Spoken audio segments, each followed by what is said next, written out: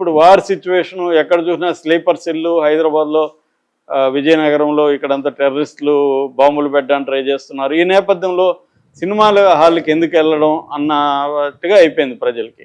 అందువల్ల ఖాళీలుగా ఉంటున్నాయి మాల్స్ కానీ, సినిమా హాళ్ళు, క్రౌడెడ్ ప్లేసులన్నీ ఖాళీగా ఉంటున్నాయి. ఈ నేపథ్యంలో ఈ సినిమా 30వ తేదీ రిలీజ్ అవుతుంది. అది జనం అయితే ఓపెనింగ్స్ అయితే కష్టమే.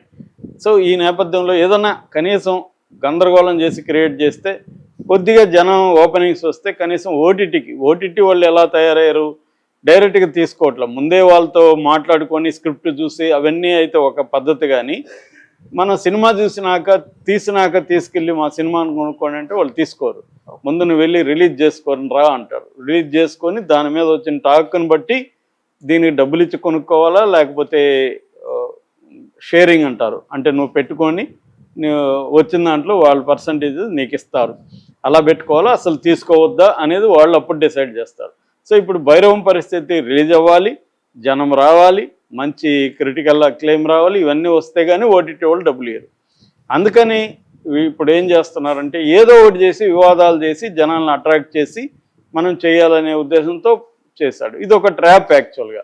ఈ ట్రాప్లో వైసీపీ వాళ్ళు పడకూడదు. వైసీపీ వాళ్ళకి ఏం పని, ఎవడో అన్నాడు అంటే అంటాడు అనుకుని వదిలేసి వాళ్ళ పని చూసుకోండి. వాళ్ళ పని ఏంది, ఇప్పుడు వాళ్ళు అసలు డిఫెన్స్ గేమ్లో ఉన్నారు.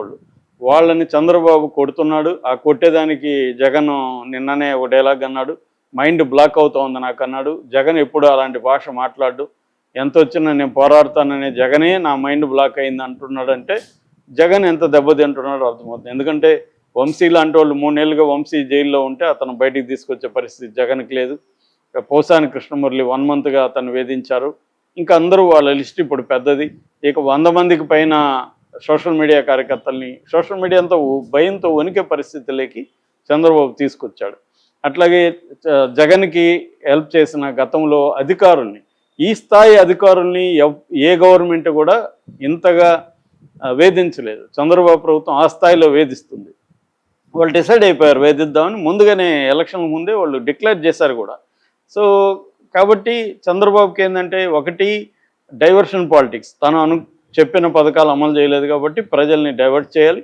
రెండోది జగన్ పార్టీని, వైసీపీని నేలమట్టం చేస్తే కానీ, ఎందుకంటే వైసీపీకి 40% ఓట్ షేర్ ఉంది. కొంచెం అటు ఇటు అయితే మళ్ళీ జగన్ వచ్చే అవకాశం ఉంది.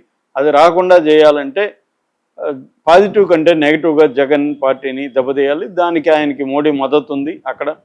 కాబట్టి అన్ని పరిస్థితులు కలిసి జగన్ని కంప్లీట్గా దెబ్బతీసేయాలనేది చంద్రబాబు ప్లాన్. ఎందుకంటే లోకేష్ని సీఎంగా ఎస్టాబ్లిష్ చేయాలంటే జగన్ అనే భూతం ఉండకూడదు. అప్పుడు నెక్స్ట్ ఆయనకి మిగిలింది పవన్ కళ్యాణ్. పవన్ కళ్యాణ్ తర్వాత డీల్ చేసుకోవచ్చు. ఆల్రెడీ పవన్ కళ్యాణ్ 15 ఏళ్ళు చంద్రబాబే సీఎం అంటున్నాడు. అంటే చంద్రబాబు బతుకున్నంత వరకు ఆయన పవన్ కళ్యాణ్ నుంచి థ్రెట్ లేదు చంద్రబాబుకి. అతను డిప్యూటీ సీఎంకి ఫిక్స్ అయిపోయాడు కాబట్టి ఆ ఇబ్బంది లేదు. అందుకని చంద్రబాబు చేస్తున్నాడు. కాబట్టి ఇప్పుడు వైసీపీ కేడర్ చేయాల్సిన పని ఏంటి, దాన్ని ఎలా తట్టుకోవాలి, తమ పార్టీని కార్యకర్తలను ఎలా కాపాడుకోవాలి అనేది కదా వాళ్ళు కాన్సన్ట్రేట్ చేయాలి. ఈ పిచ్చి వ్యవహారాలు ఎందుకు వాళ్ళకి?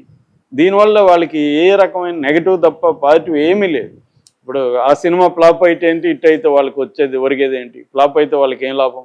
హిట్ అయితే ఆల్రెడీ అది హిట్ కాదు, పాపు కాదు. అదేమన్నా మహా ఆడితే ఎవరేది ఆడచ్చు, చెప్పలేము. ఒకవేళ ఏమైనా శ్రీ ఆంజనేయం లాగా ఉండి హిట్ అయిపోతే చెప్పలేము. కానీ మామూలుగా చూస్తే ఆ పరిస్థితి అది.